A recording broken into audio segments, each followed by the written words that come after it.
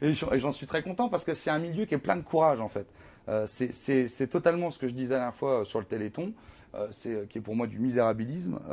J'ai été extrêmement déçu. Vous savez, en Belgique, on m'a fait présenter Make-A-Wish. Ouais. Make-A-Wish, c'est les enfants malades. C'est l'équivalent du Téléthon en France. C'est un truc énorme. On m'a fait présenter ça devant 6000 personnes, retranscrit sur la RTBF. Un humoriste fait l'humour noir qui présente une soirée pour des enfants qui sont malades, voire condamnés quand même. Donc le pari était quand même corsé. C'est des handicaps très lourds. Voilà. On me fait présenter le truc, puis des maladies parfois incurables. Aussi, ouais. On me fait présenter la soirée, ça se passe hyper bien. On m'invite au Téléthon, j'y vais avec Guillaume Batz.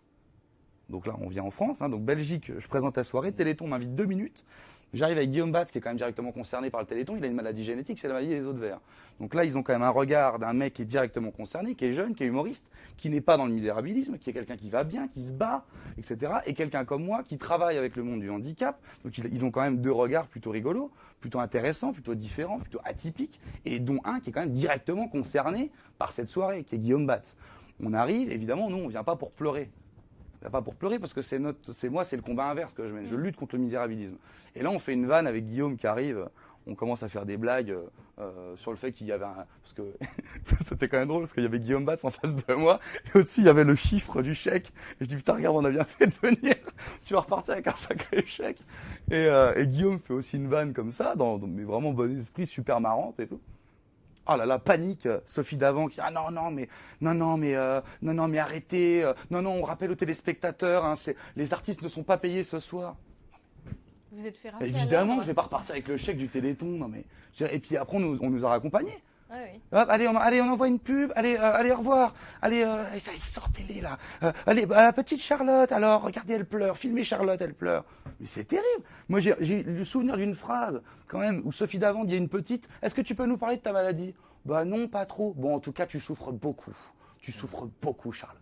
Enfin, mais arrêtez. Enfin, mais mais enfin, on n'a pas besoin d'en rajouter. Pourquoi est-ce qu'on est obligé de tomber là-dedans?